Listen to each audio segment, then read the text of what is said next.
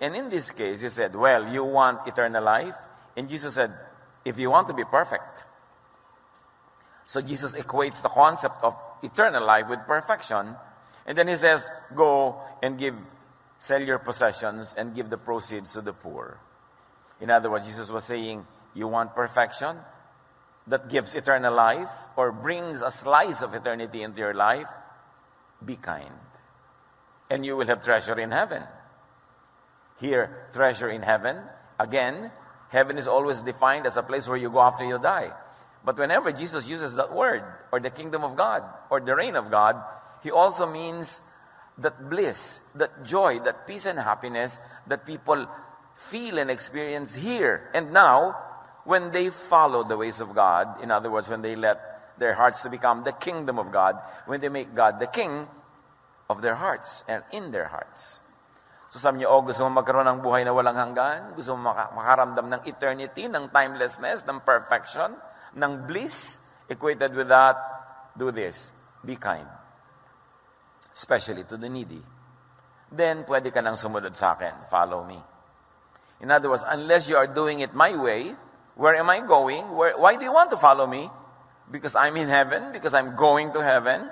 But the way to that place, or to that state of mind, is by being kind. So dapat nating appreciatein yung aspect na to ng pagpapakahulugan ni Jesus sa eternity, sa eternal life, and the way to heaven, now being articulated as kindness. Sell your possessions, give them to the needy, then you follow me. Then you can go to where I'm going or to where I am right now, because this is the way. And the movement of the people that followed Jesus was called the way. To say the way is to exclude all other possible paths that had been in fashion at that time. Kaya makikita nyo na ibang pananaw, ibang paraan, ibang approach pagka nakinig ka kay Jesus. At ating himay-himayin, Matthew 19:21-22, sa tanong na yon, sumagot si Jesus. Kung ibig mong maging ganap, if you want to be perfect, ipagbili mo ang lahat ng iyong ari-arian at ipamahagi sa mga mahihirap ang pinagbilhan. Once again, Jesus was saying, be kind. Kindness and love is the way to where you want to go. To eternal life, to eternity, to timelessness, to bliss, to heaven. So gusto mong makarating doon, ibigin mo muna ang iyong kapwa. Gusto mo makarating ka doon kasi mahal mo ang iyong sarili, pero para makarating ka doon, ang daan, mahalin mo muna ang iba. Kapwa muna. Pag inuna mo ang kapwa, doon ka palang makakarating sa iyong sarili para ang sarili mo dalhin sa gusto mong puntahan. Masalimuot, pero malinaw.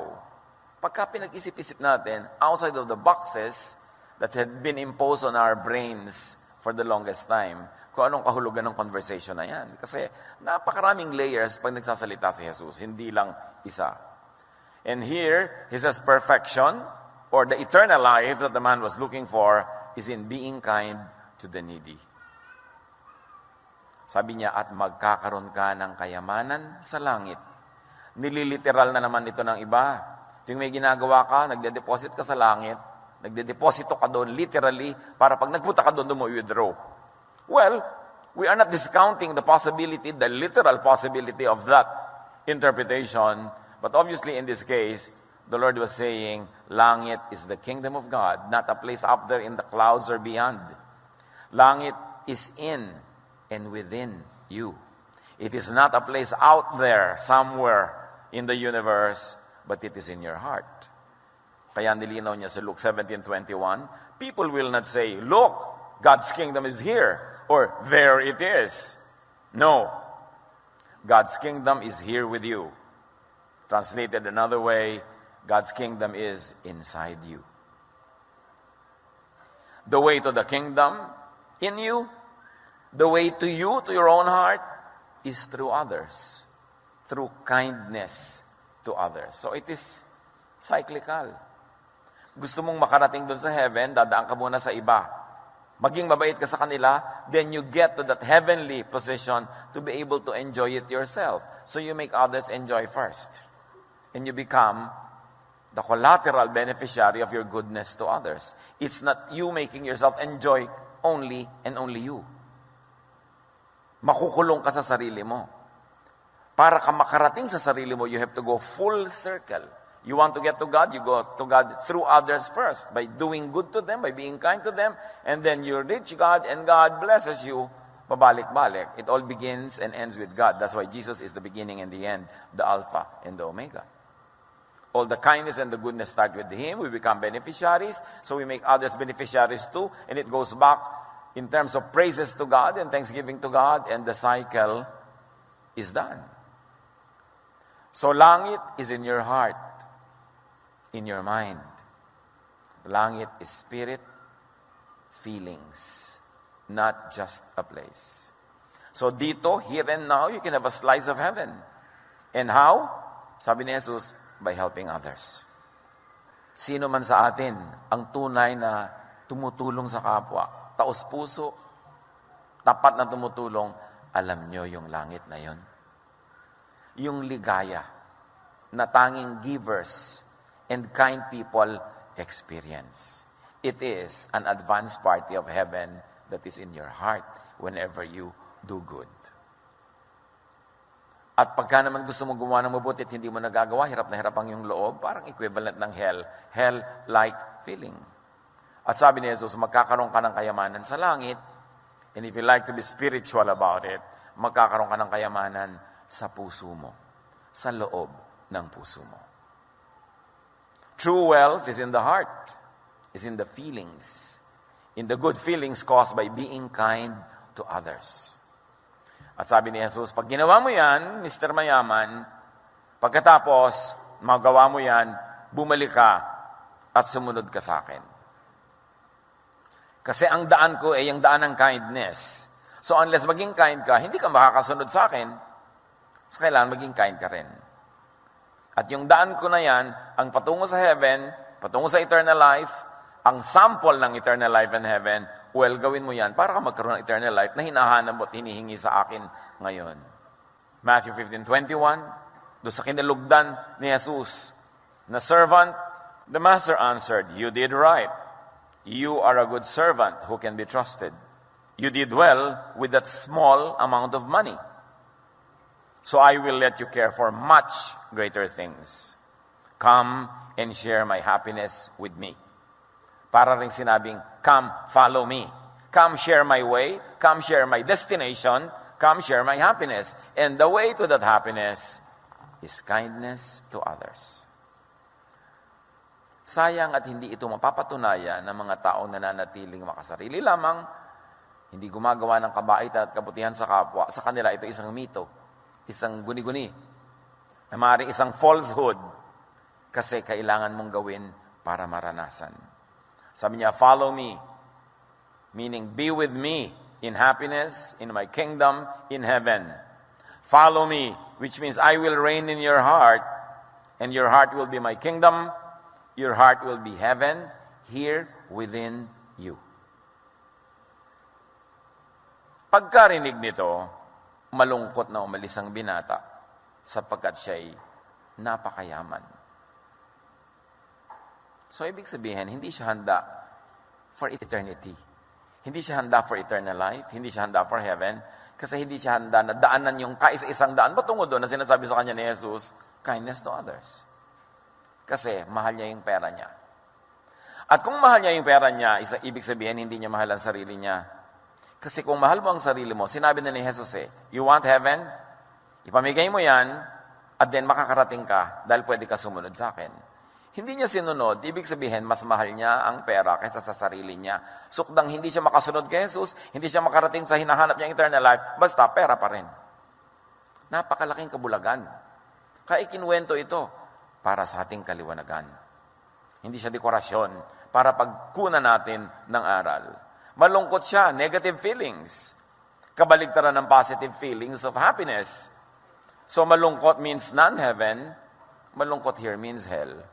Pag ginawa mong extreme examples of heaven and hell, saya and lungkot. At ang pinagkaiba lang nung dalawa is that determination, the will to do good, to be kind to others. Ayaw niyang mag-share. But in the experience of love and in godliness, you keep only what you give away. And you lose what you selflessly keep. Parang sinabi ni Jesus, to live, you have to die. Mga extreme examples, cyclical, para mo ma-maintain, kailangan pamigay mo. You want heaven? Give your heaven, your money, whatever you love away, and it comes back to you. That is the law of the universe. The law of balance. Mas mahal niya ang kayamanan niya higit sa kapwa-tao. Which means, mas mahal niya ang kayamanan niya kaysa sa kanyang sarili. Kasi sinabi, love others as you love yourself. So if you don't love others, you don't love yourself. Many times, we do acts that are very unloving because we think we are doing it to be able to love ourselves. But when you do not love others, at the end of the day, you do not love yourself. Because the way to benefit yourself is to benefit others first in a way that will become a collateral benefit to you. But you benefit others first. Pag inuna mo ang sarili mo at puwera sila, wala ka mararating. Because the blessing will not go around, it will only be trapped within you, and it becomes poisonous. Mas mahal na ang kayamanan niya higit sa langit, higit sa Diyos, higit kay Jesus.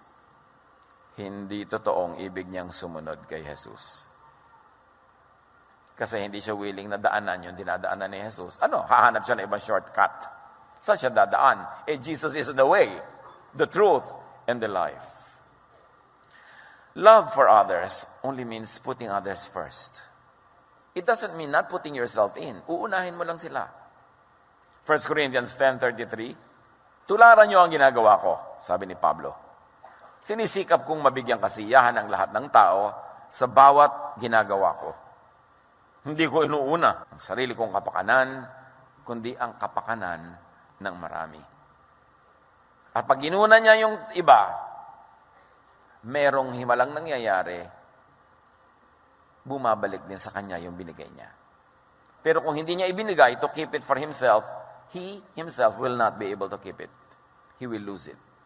You lose what you do not give away. Especially sa love. That's the wonder of love. The more you love, the more you give it away, the more it comes back to you. But the more you love yourself and love others less, the more love runs out. Mas nauubos. Selfishness and kindness is hell. It is not heaven. Kung gagawin nating malacomics yung illustration ng heaven and hell, eternal life, and punishment, yun yung nasa kwento na yun. Pero alam niya na yun ang sinabi ni Jesus, hindi pa rin siya nakinig. Ano ang blessings in, of, and for kindness? Marami. One, kindness is easy or easier for the brain. Ang dami ng naging scientific studies on the effect of emotions, on the effect of our behavior on the brain, on our way of thinking, and that affects our physical health. And one of the findings is that kindness is easy for the brain. Humans are social beings. We succeed more easily by cooperating with fellow humans and with nature. Now, kindness is hardwired into our brains. That is what many of the scientists conclude. We were created by God to be kind. Natural, God ang nag-design sa atin eh. We were designed to be kind. That's why it takes more effort for our brains to be unkind than to be kind. Isipin niyo mga kapatid, meron kayong gustong gawing kabutihan. Meron kayong gustong gawing kasamaan. Gusto niyo magbigay, dito gusto niyo lumamang, magnakaw, makaisa. Saang side kayo mas mapapagod mag-isip? Nakakapagod mag-isip na manglamang. Nakakapagod na mag-isip na makaisa, na makapagnakaw, makapanloko. Kasi kailangang iplano mo lahat. Aagawan ko ang mga kapatid ko ng mana. Ano magagawin mo? Kailangan yung bangkay na kamay ng nanay mo. Patatakin mo doon sa deed of sale. Di ba? Kailangan mag-produce ka ng deed of sale. Kailangan marami kang kasinungalingan na gawin. O, gusto mong dayain ang asawa mo, meron kang affair, ang daming planning niyan. Mga planning ng uwi mo, planning ng mga bakasyon mo, ng ninanakaw mong oras, ng ninanakaw mong pera para maibigay sa kanya. Ang daming planning. Samantala ko, ang plano mo lang maging mabuti sa asawa mo, ang simple no, relax ka lang. O, ito lahat. Tapos ang kwento. Selfishness makes the brain consider and analyze a lot more things. Because selfishness and evil has to be planned to succeed. Selfishness makes the brain work hard or harder. In other words, selfishness is stressful. Ang mga taong makasarili, mabilis tumanda. Kasi maraming kailangang isiping maiitim na balak. Paano ko kaya dadain itong mga paninda ko na kunwari 1 kilo pero 8 guhit lamang? Isip ka ng isip. Paano ko pabibigatin itong tinda kong manok? Ano mga ituturo ko dito para siya bumigat? Anong gagawin ko para maibenta ko ang bulok na karne? Lalagyan ko ng mga sili, para spicy, para matamis, para magkaroon ng mga lasa. Kailangan mo mag-isip para mandaya. Pero kung mabait ka lang, okay ka lang, wala ka masyadong pinag-iisip. Meron pa nga isang tindera, may bumibili sa kanya ng kamatis. Sabi niya, sa kabila ka bumili kasi bagong galing siya sa palengke, yung kamatis ko kahapon pa. Ang haba ng buhay ng tinderang ito. Kasi wala siyang daladalang guilt, wala siyang daladalang mga atraso sa kapwa. Kasi mabait. Maraming isipin na makasarili. Yung unkind. Hindi tahimik ang buhay niya. Yun palang hell na eh. Yung gumawa ka pa lang ng mabuti, wala kang kailangang itago. Heaven na yun. Mahirap na may tinatago. Matthew 5:43, narinig yung sinabi, ibigin mo ang iyong kapwa at kamuhian mo ang iyong kaaway. Yan yung paraan ng mga Hudyo nun eh. Pero sabi ni Jesus, no. Ito naman ang sinasabi ko. Ibigin ninyo ang inyong mga kaaway at ipanalangin ninyo ang mga umuusig sa inyo. So alin sa dalawa ang pagbibigay sa iyo ng kapayapaan? Yung kinakabihan mo ang iyong kaaway at minamahal mo lang yung kaibigan, o mahalin mo na lang lahat. Patawarin mo lahat, ipanalangin mo lahat. Mas madali yun. Wala ka ng galit na aalagaan.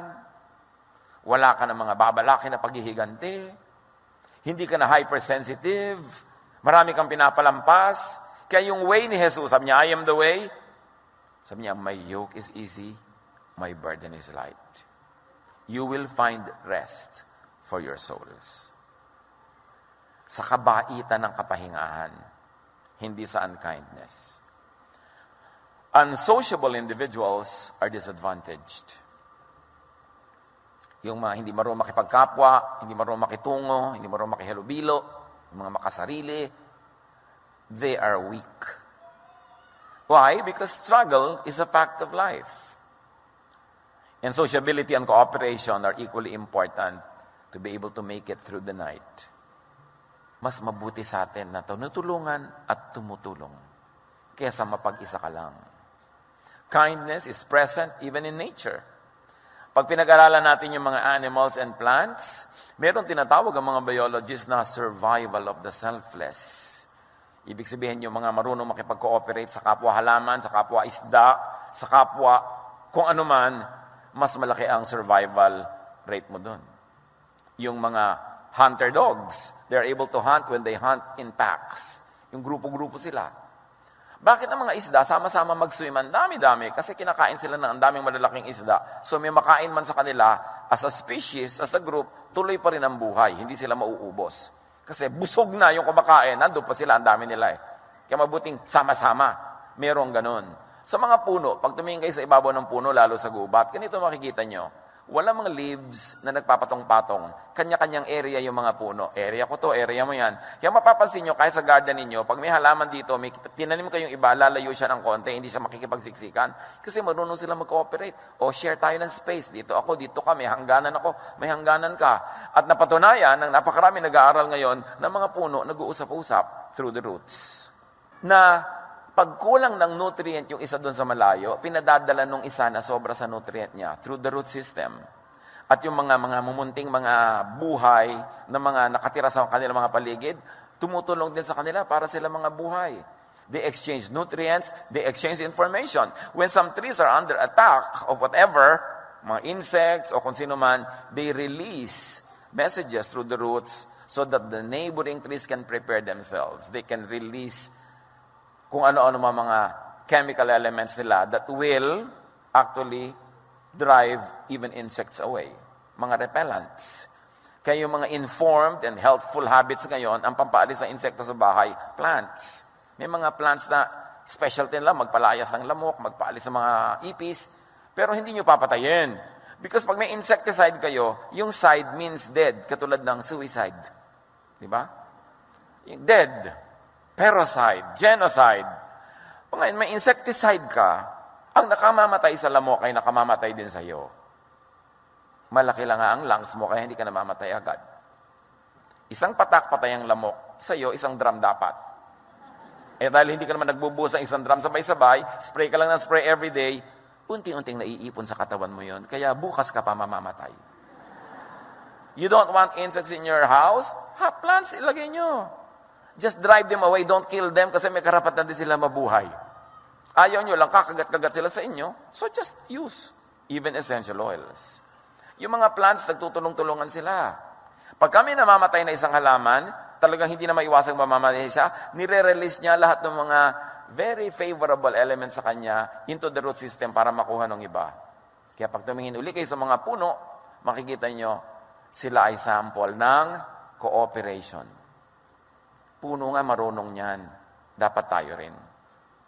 Pero ang tao, over time, nabaluktot ang isip Ang itinuturo natin ngayon sa mga bata, be competitive. Sa mga bansa, be competitive. Pag nag-compete tayong lahat, mamamatay tayong lahat sa planetang ito. Ang kailangan ng humanity, cooperation. Yung product na pinakamadali at pinakama-effective na gawin ng bansa mo, yun ang gawin mo. Yung iba ang gagawa. So we all need each other and we all feed each other. Hindi tayo magko-compete. You kill your competitor, you will also die. Kasi mawalan ka ng market. Mawalan ka ng supporter. It is important na tayo'y bumalik sa kabaitan, kabutihan, kagandahang loob, at turuan natin ang mga bata to be cooperative rather than to always want to win. Yung kailangan, anak, ikaw ang first honor. Alam niyo yung mga ganun, pag lagi mo diniktahan, mamaya wala siyang kaibigan na classmate kasi competitive siya. Laging gusto niya, siya yung panalo, pinakamataas ang grade, lagi siya yung mga bida. So who will like that kind of person? Kailangan, anak, marunong ka dapat makisama, marunong ka dapat makitungo, dapat marunong ka makipagmabutihan because that's where we all will thrive. At yan ay tinuturo ng Bible. Turo yan ni Jesus at itinuro ng mga disciples yan. Kailangan marunong kang makibagay, makitungo, makihalubilo, makipagmabutihan. Ephesians 4:25-28. Dahil dito, itakwil na natin ang pagsisinungaling at tayong lahat ay magsabi ng totoo sa isa't isa. Sapagkat tayo'y bahagi ng iisang katawan. Kung magagalit man kayo, iwasan ninyo ang kayong magkasala. Huwag ninyong hayaang lumubog ang araw, naggalit pa rin kayo. Huwag ninyong bigyan ng pagkakataon ang dyablo. Ang magnanakaw ay huwag nang magnakaw. Sa halip, maghanap siya ng marangal na ikabubuhay para makatulong sa mga nangangailangan. Ano lang ang ending ng lahat ng sinasabi nito? Maging mabait ka sa kapwa, magiging mabait din siya sa iyo, pare-pareho kayong magbe-benefit. Huwag kang magsinungaling. Kasi pag nagsinungaling ka, malalaman din nila yan, mawawala sila ng tiwala sa iyo. Paano ka aasenso kung wala nagtitiwala sa iyo? Huwag kang magnakaw para kapag tiwalaan. You need people trusting you for you to succeed in whatever you do. Kailangan cooperation. Kailangan kind ka because kindness begets kindness. Kung yung ginawan mo ng mabuti, hindi siya diretso ang nagbayad sa iyo, babayaran ka rin ng universe because the universe runs in perfect balance. Debit, credit, dapat zero balance. Hindi pumapayag ang nature na hindi. Kaya huwag kang magdamdam kung may ginagawa ka ng mabuti, hindi ka binabayaran. Una, kaya ka nga nakagawa ng mabuti sa Kanya, nauna na ang Diyos na nag-advance sa iyo . Ano naman ang ibibigay mo sa Kanya kung walang naibigay na una sa iyo ang Diyos? So kahit hindi Kanya binayaran, actually, ikaw yung nagbayad, ikaw yung nagsukli sa binigay sa'yo ng Diyos, sa iba mo lang nga binigay. Huwag sumasama ang loob mo. O hindi Kanya diretso binayaran, hindi siya nagpasalamat, wala siyang kwentang bigyan, God will find a way for the appreciation to go back to you. Huwag mo yung problemahin. Ang atupagin mo, maging mabait. Maging mabuti. The teaching is always kindness to one another. And it creates your own happiness. Now, kindness is healthful for the brain. One, because as we have said, it doesn't make your brain work so hard. Researchers have found out that people who donated kidneys to total strangers had a very distinct brain shape, brain composition. Yung extreme altruists, ang brains nila, ang structure, differed from a normal person's brain. And the brain structure of the very, very kind are the opposite of a psychopath's brain. Alam niyo yung mga psychopathic people? They have less or no compassion at all. No? Iba ang shape ng brain nila. At nako-compare na ngayon ang shape ng brain ng mabait at ng hindi mabait. Pakisilip nyo ang brain ng katabi nyo kung meron kayong x-ray eyes. Kasi nakikita na. People who have less compassion, no compassion, who are cruel, iba ang shape ng brain. Ang tanong, yung bang mababait, mabait talaga kasi likas ng gano'n ang shape ng brain nila? Yes, pwedeng gano'n. Pero merong dahil sa practice ng kabaitan, kahit psychopathic yung shape nila noon, naiiba dahil sa ginagawa nila. You sow a thought, you reap an act. So an act, reap a habit. So a habit, reap a character. Gusto mo ng ganong character? Simulan mo sa ganitong thought. Gawin mong action, gawin mong habit. Mamaya, character mo na yon, nare-reshape ang brain. Kaya ang sabi ng Romans 12:2, do not conform to the pattern of this world, but be transformed by the renewing of your mind. Then you will be able to test and approve what God's will is, His good, pleasing, and perfect will. And the will of God is that we all be kind. So kung meron tayong mga natural tendencies to be unkind, kalabanin nyo yan, baligtarin nyo with action. Iniisip mong sampalin yung katabi mo, i-facial mo. Baligtarin mo yung tendency. Kasi yung action mo na yon, pag pinaulit-ulit-ulit mo magiging habit, it will become you. It will reshape your entire worldview, your value system. So either likas ka ng mabait, at kung hindi likas, magbait-baitan ka muna. Pwede yon. Paulit-ulitin mo lang, hanggang magising ka isang araw, ay, ang bait ko na pa talaga, normal na to. Nangyayari yon. May pagbabago talaga pag sumusunod tayo sa kagustuhan ng Diyos. Huwag niyong susundin yung negative nature. Kasi meron din tayo nun. Ang sundin niyo yung positive. Huwag niyong susundin yung udyok ng kadiliman. Ang sundin niyo yung guidance ng liwanag. Now, kindness is the way to happiness, not unkindness. According to studies, unkindness creates fluctuating happiness. Kung paano na may measure na mga nag-experiment yan yung happiness level, yung unkind, nagiging happy din. Kasi nagiging pleasure niya sometimes to be cruel, to be unkind. Yung hiniyakan niya, pinahiyakan, tuwang-tuwa siya. Meron siyang ganung pleasure. Yun nga yung psychopath mind, ha? Pero, sandali lang ang ligaya niya. Kaya mamaya, naghahanap ulit siya ng biktima. Looking for his fix or her fix. But kindness, according to studies, result in longer lasting and authentic happiness. Happy people are kind people. And kind people become happy, even if they were not happy at the beginning. The way to happiness is through the way of kindness. The way to heaven, to eternal life, is the way of Jesus. And Jesus says, sell your property, give them to the poor. It doesn't mean that everybody needs to sell everything before they could follow Jesus. But in this man's particular case, the hindrance to him was his love for his money. That's why he had to deal with that. Maybe it's that love for money in your case, and in my case, maybe it's love for something else.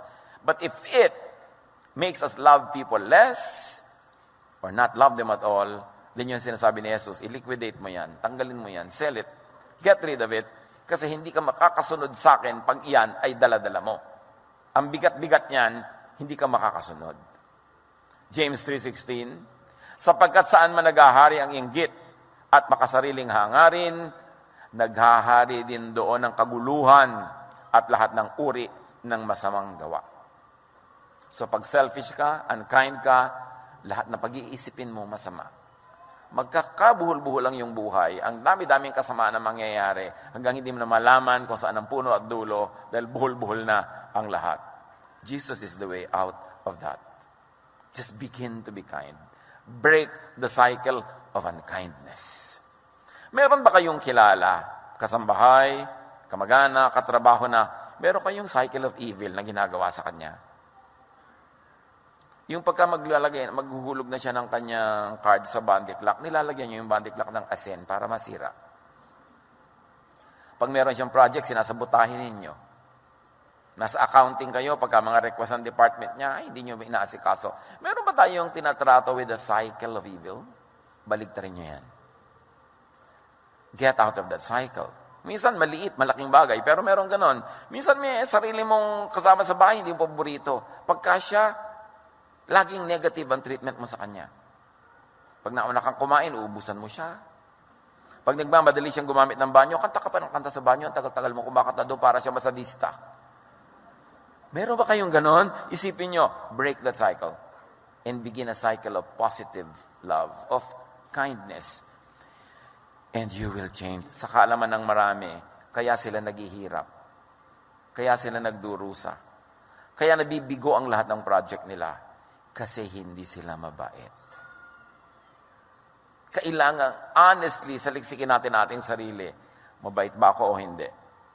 O nagbabait-baitan lang ako? O talagang hindi ko nga itinatago, talagang hindi ako mabait. Siyasatin natin. Kasi ang sabi ni Jesus, you want paradise? You want eternal life? Be kind.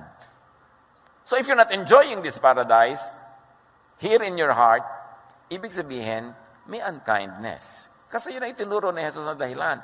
Come on, isipin natin. At huwag tayong mag-deny. Lahat tayo nananalamin sa harap ng salita ni Jesus para tanggalin ang mga dumi na ating mukha, hindi para lalo itong takpan. At yun ang magdadala ng pagbabago sa ating buhay. Yung iba sasabihin, alam mo, malas-malas ko sa business.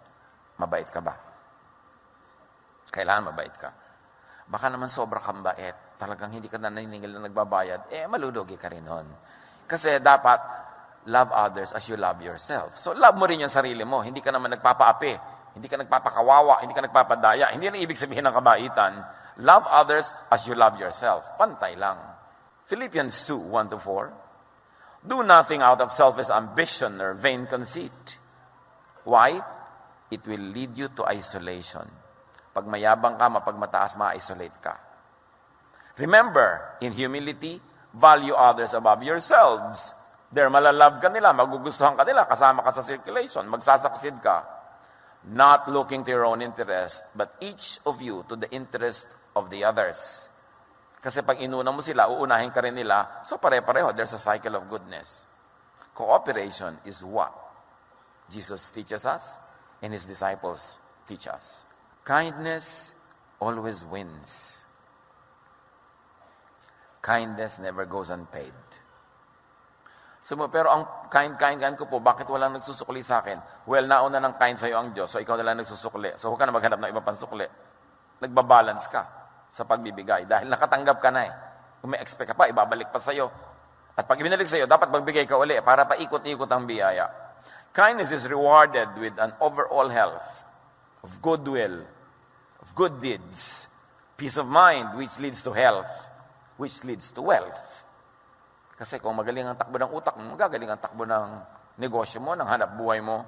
Health can bring wealth. Now, it has been found in studies that people who volunteer to help others lose weight, have lower cholesterol levels, blood pressure, and lower incidences of heart problems. In other words, everything being equal, everything being equal. Kung minsan naman kasi merong factor na magne-negate nitong result na to. Pero everything being equal, in a laboratory controlled situation, people who volunteer to help others live longer. Pero pag sabi mo, bakit po yung nagva-volunteer, nasagasaan na matay agad?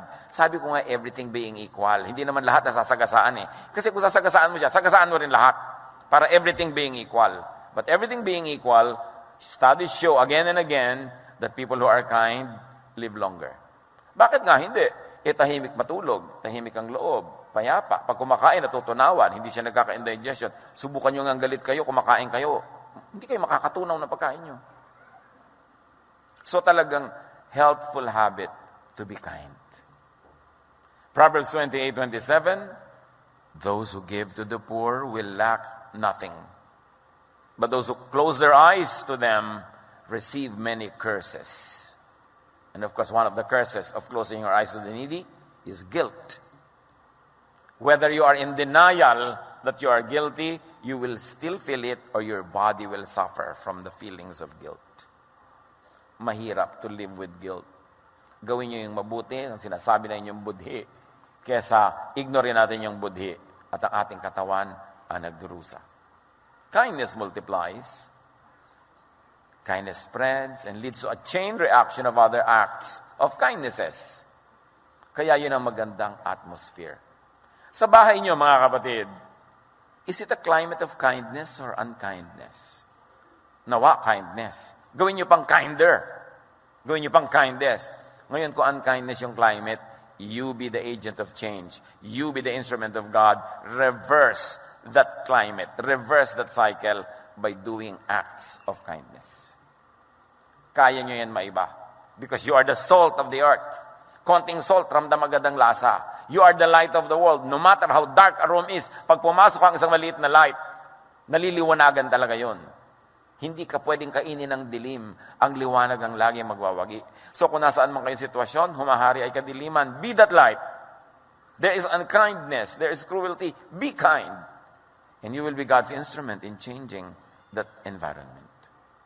2 Corinthians 9:11, pasasaganain niya kayo sa lahat ng bagay upang mas marami ang inyong matulungan. Sa gayon, lalong darami ang magpapasalamat sa Diyos dahil sa inyong tulong na dadalhin namin sa kanila. Pag marami nagpapasalamat sa Diyos, lalong nagbo-blow out ang Diyos, lahat lalong nabe-bless. Bigyan mo ang tao ng dahilan para magpasalamat siya sa Diyos. And you will create a new atmosphere, a new whole world. Change the climate. Kindness opens the heart and then the mind. The more giving one becomes, the more one becomes forgiving and understands people who are different from oneself. Pag ang tao palabigay, nagigiring mapagpatawad. May nangyayaring himala. Pag bigay siya ng bigay, lalo ang pinagbibigyan niya, yung taong may utang sa kanya, natututunan niyang patawarin. Kasi pag minamahal mo ang isang tao, whether by feelings or by action, naiiba rin ang damdamin mo sa kanya. So kung may tao kayong kinakainisan, regaluhan nyo ng cellphone. Lagi nyo textan ng I love you. Meron kayong tao kinakainisan, gawan nyo ng mabuti. Kagagawa nyo ng mabuti sa kanya, bigla na lang kayo gigising isang araw, mahal nyo na pala. O kung hindi man kayo makarating doon, at least, hindi nyo na pala dislike. Hindi nyo na hate. That's the only way to reverse hatred with love. Kung merong gumawa sa inyo ng masama, gawan nyo ng mabuti. Kasi pag ginawa nyo rin ng masama, gagawa ulit siya sa inyo ng masama. Hindi matatapos ang cycle.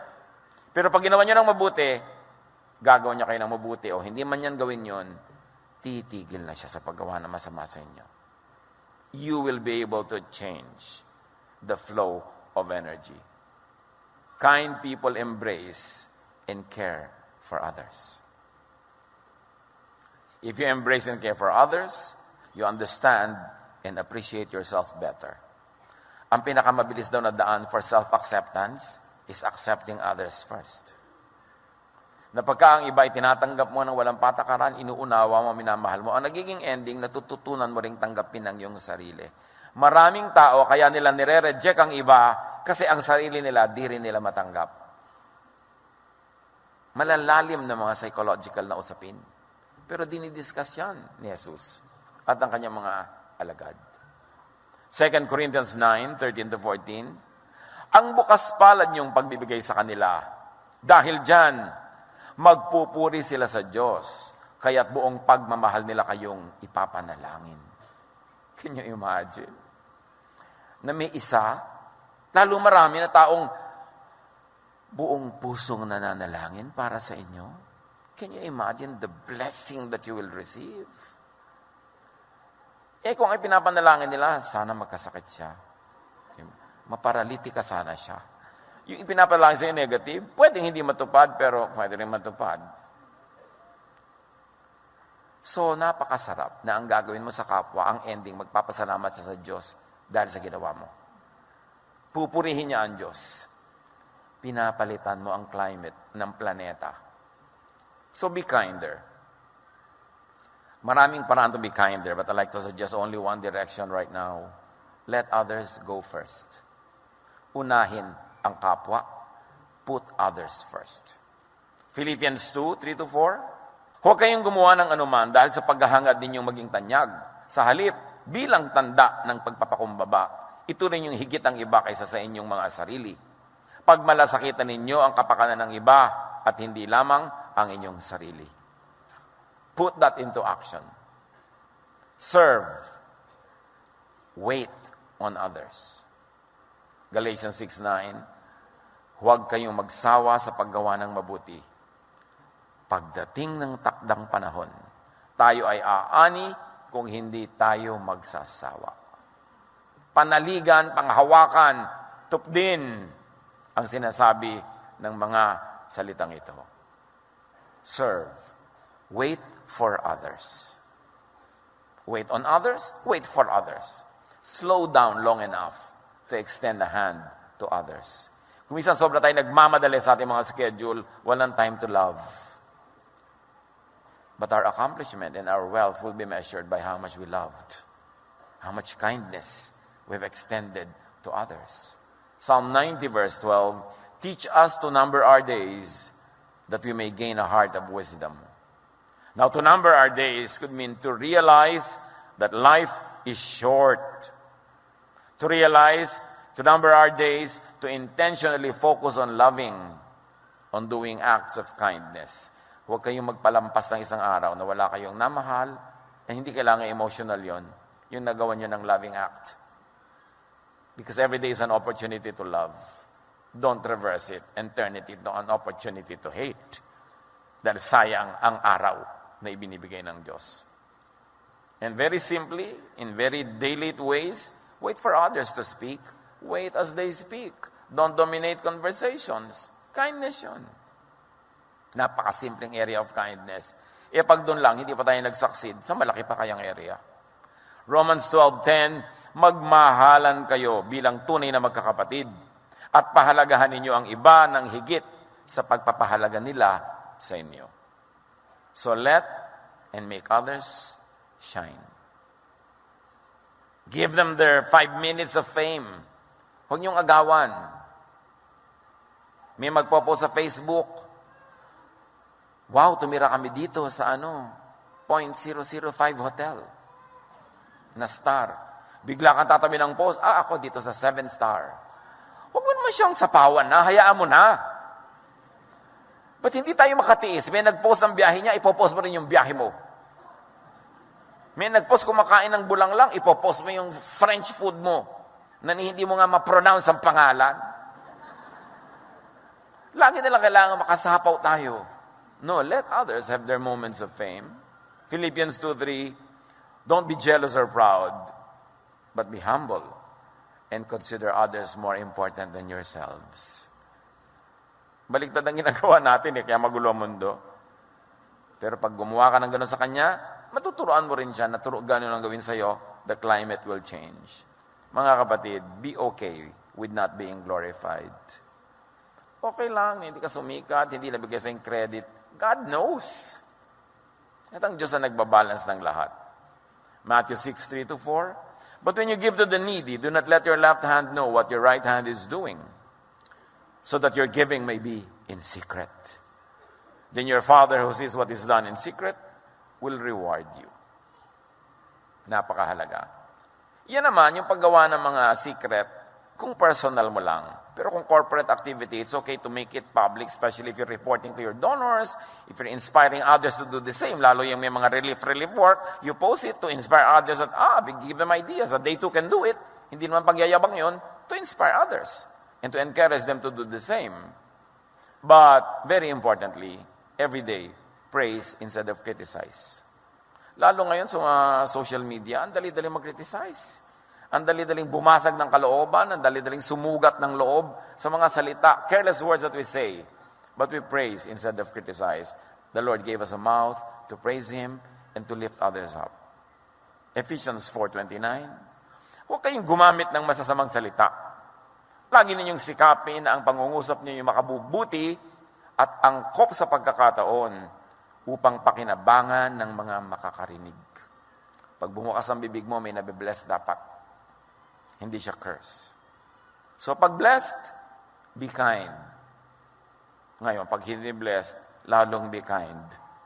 Because your way to blessedness is through kindness. At pag kind ka, ika'y blessed. Napaka-importante nun. Whether or not people give you recognition, people give you material compensation, you are able to give because you received already from God. Panginoon, turuan niyo po kami. Na kung mabait kami, mas bumait pa. At siyempre, kung hindi kami mabait, para bumait kami. Hipuin niyo po ang aming puso. Buksan niyo ang aming isip. At ipakita niyo ng buong liwanag kung anong relasyon ng kabaitan sa buhay na walang hanggan. Tulad ng sinabi ni Jesus, doon sa binatang mas mahal pa ang kayamanan kaysa sa sarili niyang kaluluwa at kaysa sa kapwa. Magbulay-bulay tayo sumandali at pakinggan ang tinig ng Espiritu